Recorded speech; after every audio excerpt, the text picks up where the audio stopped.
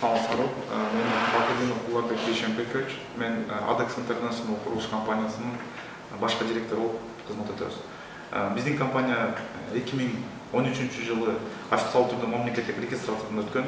Ошондан баштап иш алып баштадык. Компания негизи жаш компания. Жаш компания болгондон тышкарыда биз Кыргызстанда өзүбүздүн лозунг девиз тапабыз да, уран тапабыз да, биздин ураныбыз биз Кыргызстанга жөнүндө курулуш эмес, биз жаңылык алып келебиз деген уран менен иштеп келе жатабыз да.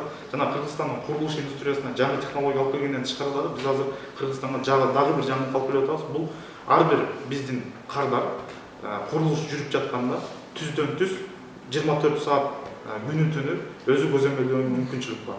Ал кантип көзөмөлдөйт? Ар бир жүрүп жаткан биздин курулушка биз атайын камераларды коебуз дагы, ошол камералардан түз эфирде үйдүн ээси дагы жана башка кардарлар дагы биздин сайтка кирип көрсө болот. Анан 2016 жылга чейин башка компаниялардан айырмаланбай эле мындай эле кадимки эле традиционный курулуш тапабыз го, кирпич жана башкалар менен салып жүргөндүк да. Бирок ошо 2016 жылдан баштап Кыргызстанга бир жаңы технология алып келели деп чуркап баштадык. Ошондон баштап биз Канада мамлекетинде салып жүргөн ошол мамлекетте пайда болгон жана дүйнөдө бир өзүнүн орду бар SIP панель технологиясына кызыгып 2016 жылдан баштап чуркап баштадык дагы.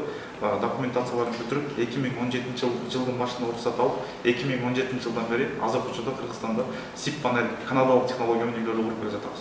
Баарыбыз эле билгендей, ар бир курулушта эң башкы ролду бул куруучу адам ойноп калат да. Анткени дегенде бедөнөнү сойсо да казапчы сойсун дегендей, курулушта дагы ар бир технологиянын өзүнүн ыкмалары бар жана мындай өзгөчөлүктөрү бар да. Ошол себептен бул Кыргызстанда азыркы учурда SIP панель менен салып жүргөн объектилери бар биздин компанияда. Жана биздин компания эмне себептен биз бат жана өз убагында үйлөрдү салып өткөзүп берип атабыз. Себебинде бизде чындыгында ушул технология менен адистер иштейт да.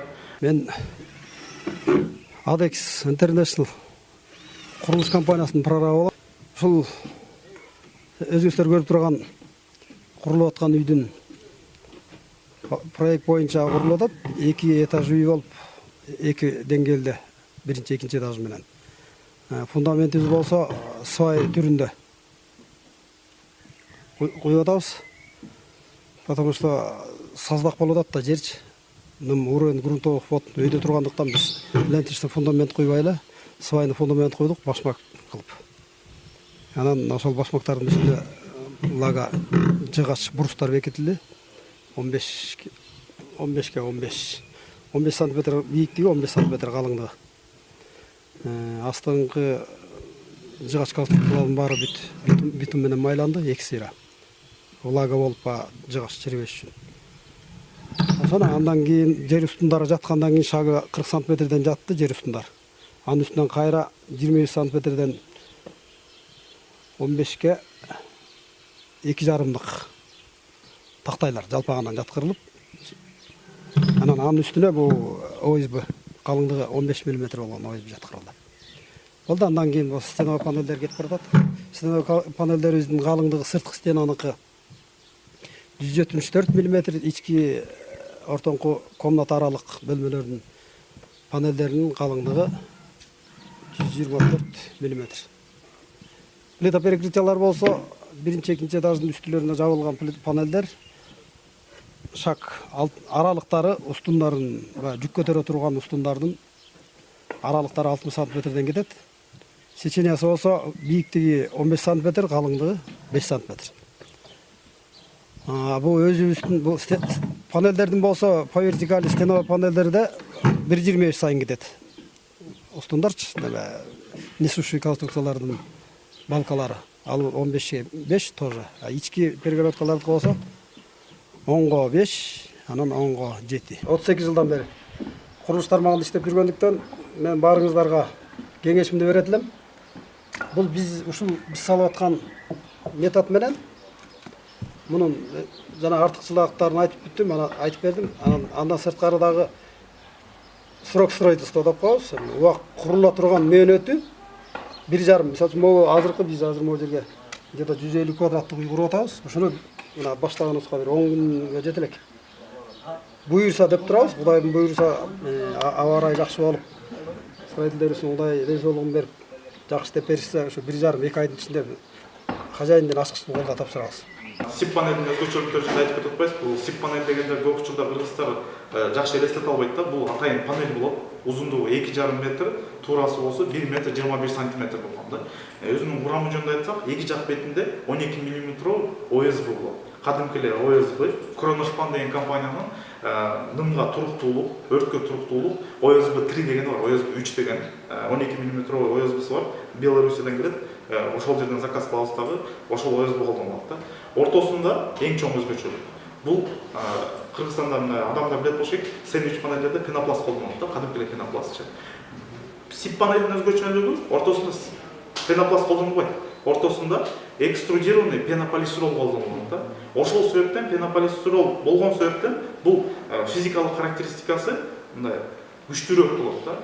Айта кетсек, горизонтальный нагрузка деп коебуз. Биз мындан горизонтально жатканда квадрат метрине 2 тонна вес көтөрөт да. Мамлекеттик ГОСТ боюнча 500 килограммдан үйдө болсо 1 квадрат метрине жарайт да. Вертикальный нагрузка деп коебуз. Дубалдар нагрузка көтөргөн. 1 квадрат метрине 10 тоннадан ашык вес көтөрөлөт.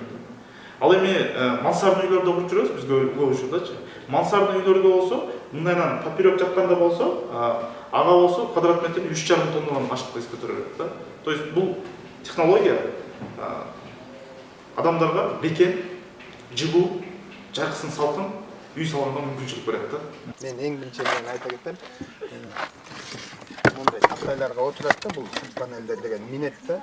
Ошондо ар бир фундаменттин үстүнө 30 сантиметр, 25 сантиметр сайын 30 сантиметрден 40 сантиметрге чейин тереңдикте анкерный болттор менен отургузулат да. Анан ошонун үстүнө анан кетет. Ар бир панелдин ортосунда 7, анан 15. Ширинасы 7, туурасы 15 болгон брустар бар, тактайлар. Ошондой тактайлар менен кошулат. Ар бир элементтер ошол клейленет пена менен. Анан кошулат. Анан азыркы элдин көз карашы менен бул материал кадимки эле бизде деле көп материалдарчы, мондай элечи. Мисалы ОСБ тең эле азыр көп курулуштарда колдонулуп атат да. Анан мунун элдердин коркуусу бул мисал бул деле күнгө турат, жаан тиет, чирийт же бошойт деген немелер бар да эми элдин оюнда. Бирок андай деле эмес, бул деген бизден чыккан материал эмес, бул Канададан келет, атайын канадский технология, Европадан келген да. Бирок эмнеси эме кадимкидей эле үйлөрдө кирпич, азыр эмне деген материалдар бар. Газосиликат, такта үйлөр, жыгач үйлөр, таш, толтура, пескоблок, топурак, ошонун тышын жасалгандай эле, бул деле ошондой эле жасалат. Кадимки серпянкалар чапталат, клейленет, анын сыртынан мисал бул үйдүгөн декор кылабыз. Снежок менен. Декор кылса болот. Эми декордун деле декоративный фасадный работалар түрү көп. Мунуку деген техно-николь менен жасайбыз, сары таш менен эмечелет. Буга деген күн кирбейт, күн нуру тийбейт, аба кирбейт. Ошон үчүн бузулбайт да. Нымдуулук да кирбейт, бузулбайт. Биринчиден биздин компаниянын тандоонун себеби мындай да. Биздики башка компаниялар менен салыштырмалуу биз жеке адамга кандай үй кыялданса, ошол үйүн куруп беребиз да.